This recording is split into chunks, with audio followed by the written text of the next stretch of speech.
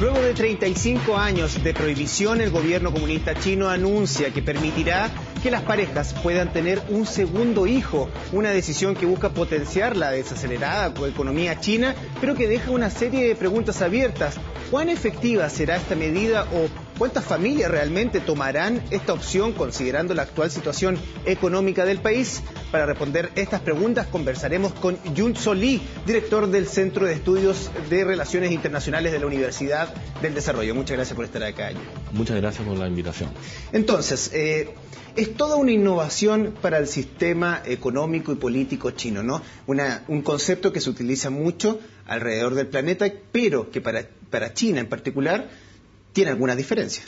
Exactamente. Bueno, con respecto a lo que tú planteas, ¿no es cierto?, esta introducción de que se está permitiendo la política ahí de tener un segundo hijo, yo creo que tenemos que revisar un poco el contexto en el cual está diseñado esto. Primero es que este anuncio se hace dentro del marco de la planificación preparatoria para el 13º plan quinquenal que empezaría a correr desde el año 2016 a 2020. Entonces, hay muchos anuncios y uno de ellos es que permitiría tener un segundo hijo dentro de la familia. Ahora, ¿cuál es el impacto que puede generar? Yo creo que, tal como tú bien dices, ¿cuánta familia está dispuesta a tener un segundo hijo? Porque esta baja de tasa de natalidad ha sido permanente en estos últimos 5 años y esto es coincidente con el progresivo crecimiento económico de China. Porque si bien en el año 1979, cuando empezó a aplicar la política de hijo único, la tasa de natalidad si bien bajó, pero no es tan alarmante como ha sido ahora. Ahora el gobierno chino se ha tomado la decisión de hacer porque se ha dado cuenta que la tasa de crecimiento es 1,4, que si ya está acercando a la alarma internacional que es de 1,3. Por lo tanto, hay que producir alguna política para incentivar el crecimiento. Ahora, si vemos el contexto, nos podemos dar cuenta de que esta baja es producto de que a la economía china le ha ido bien en estos últimos 10 años, 15 años, y como muchos países desarrollados, cuando su economía le ha ido bien, ¿no es cierto?, la gente se pone un poco más, no sé si egoísta, pero sí empieza a disfrutar más de sus bienes antes de pensar en la familia y tener un segundo o un tercer hijo. Y China no es la excepción. Cualquiera pensaría que con este anuncio ahora las parejas se van a poner a tener hermanitos para su hijo, pero entonces no es así, no creo que va a ser así, pero sí que esto tiene un gran trasfondo económico. Porque se ha calculado de que cada año, a partir del año 2017, habrá alrededor de 4,5 a 5 millones de nuevos chinitos o chinitas. ¿Ya? Entonces eso sí que puede, si bien el número es poquito, pero incentivar aún más el crecimiento de la economía china. Pero ¿cuál sería el objetivo entonces? ¿Aumentar la fuerza laboral, la fuerza de trabajo, que tampoco sería mucho según vemos, y con un plazo de 30 años, porque no van a trabajar a los 15 años, unos 30 años, 20 y tantos años, o potenciar el consumo? Mira, yo creo que una de las cosas que sabe hacer muy bien el gobierno chino es el tema de la planificación. No olvidemos de que uno de los países que todavía corre y muy bien el tema de los planes quinquenales de desarrollo es China. Entonces, la planificación yo creo que apunta a dos temas. Primero es el tema económico y también a largo plazo tiene que ver con la mano de obra, ¿no es cierto?, que estaría escaseando y es algo que se palpa en las fábricas en China. Muchas fábricas en China, cerca de Cantón, ¿no es cierto?, se está yendo hacia los países del sudeste de Asia, donde las leyes laborales son mucho más flexibles.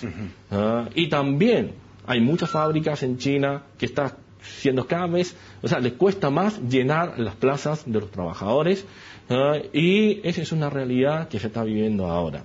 Ahora, si tú me dices, ¿para qué sirve esta política de permitir el segundo hijo? Yo creo que son señales.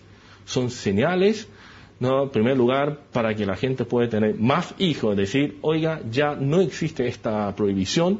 Y el número 2, la economía. Activar la economía y a largo plazo es tener este recambio de generaciones de mano de obra para la economía china. Y conjunto con permitir el segundo hijo, la propuesta china es seguir hablando de innovación, porque eso es lo importante en los discursos. un país socialista con su discurso de innovación. Y lo más importante, innovación no solamente en términos de la producción, sino también en la calidad de los productos. Por ejemplo, se habla de que China se produce cosas malas, ¿no es cierto?, desechables y todo. Bueno, el gobierno chino ha acusado recibo de esto y ha dicho el Made in China a partir de 2016 va a ser completamente distinto y va a apuntar hacia la calidad. Ya no más cosas de mala calidad, sino que fortalecer, ¿no es cierto?, la calidad del producto, y eso tiene que ver con derecho del patente, de registro, de propiedad intelectual, etcétera, etcétera, etcétera. Y para quienes nos están viendo y no están muy interiorizados con el contexto chino y el día a día, ¿qué tan caro es el vivir en China, el ser chino en su país, considerando esta nueva opción que van a tener de poder ampliar su familia? ¿Van a aprovechar este impulso o van a seguir con esta dinámica que se dan en las familias alrededor del mundo de, como tú bien dices, mejor dar pie atrás y disfrutar quizás nuestra juventud antes de...? Mira, hay muchos mitos y leyendas acerca de China, porque nosotros en la universidad hacemos estos grupos de embajadores del futuro, donde los alumnos van a China y todos llegan con la sensación de que China es todo barato, pero después llega con la gran sorpresa de que China no es tan barato. No es tan barato. ¿A qué me refiero a esto?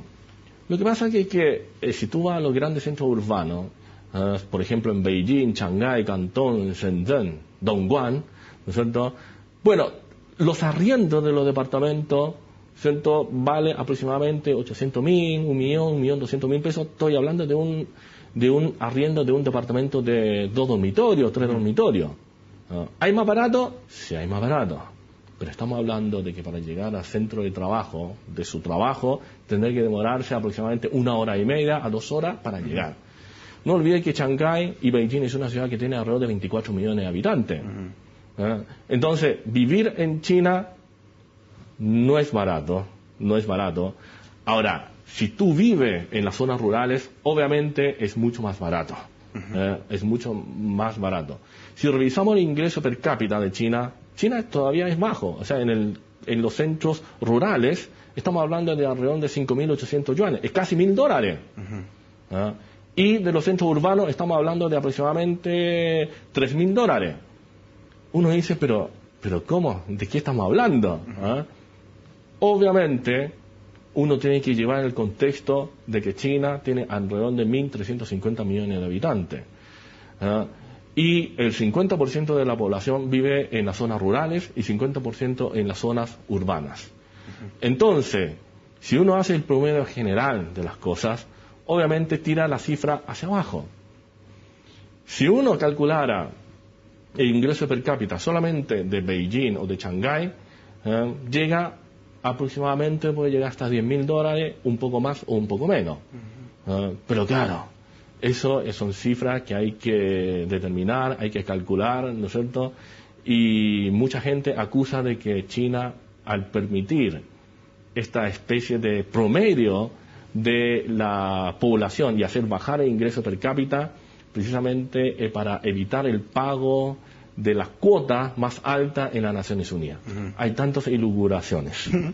Ahora, sí va a haber un aumento en el consumo, me imagino, inmediato, y particularmente en el mercado infantil, me imagino. Aquí las empresas que trabajan pañales, cremas, qué sé yo, me imagino que va a haber ahí un movimiento interesante en términos económicos de mercado a raíz de este anuncio. Exacto. O sea, si uno tomara la antigua tradición cultural china y asiática, en el sentido de que lo único que puede dejar los padres a sus hijos es la educación.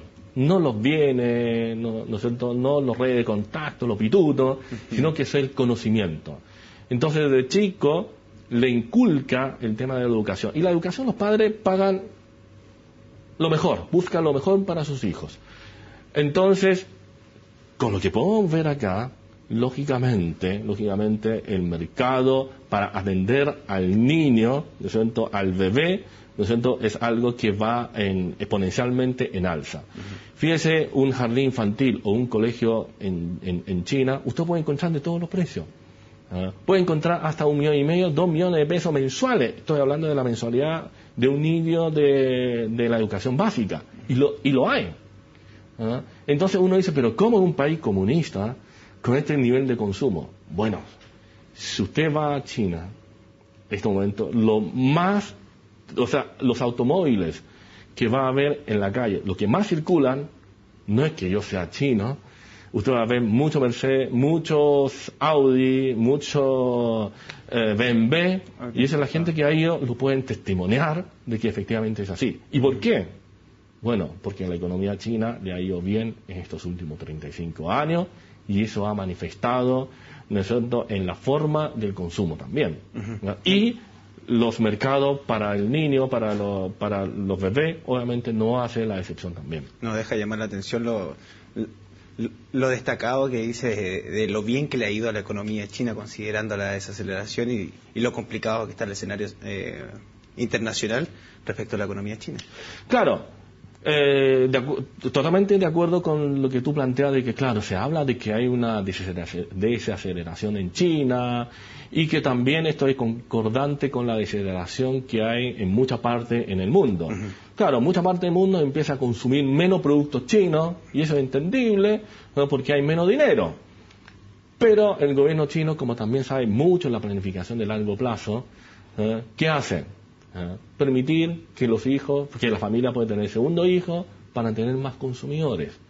Y de acuerdo a este último plan quinquenal, el próximo plan quinquenal, se establece el cambio del modelo del crecimiento económico, que ya no va a basarse en las inversiones públicas, sino más bien en los consumidores. El consumo interno.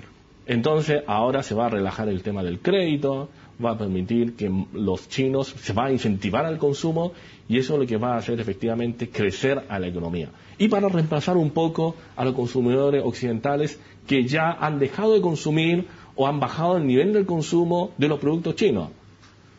No olvide que China tiene el 50% de la población que sigue viviendo en el campo y ellos sí que están ávidos de consumir. Solamente el Estado chino lo que tiene que hacer es modificar ciertas leyes, por ejemplo, la libertad de que estas personas que viven en el campo pueden ir a vivir a la ciudad a buscar nuevas oportunidades. La gente del campo en sectores rurales, cabe señalar de que eran los únicos que sí tenían permitido tener un segundo hijo antes del anuncio que se dio ahora. Exactamente, exactamente. Es el análisis de Yun-So Lee, de la Universidad del Desarrollo, del Instituto de Estudios Internacionales, que nos entregaba su mirada sobre este anuncio que entrega el Partido Comunista Chino al gobierno chino. Muchas gracias por acompañarnos aquí en la entrevista internacional. Muchas gracias por la invitación. Los dejamos invitados entonces a seguir en nuestra sintonía con más noticias aquí en CNN Chile.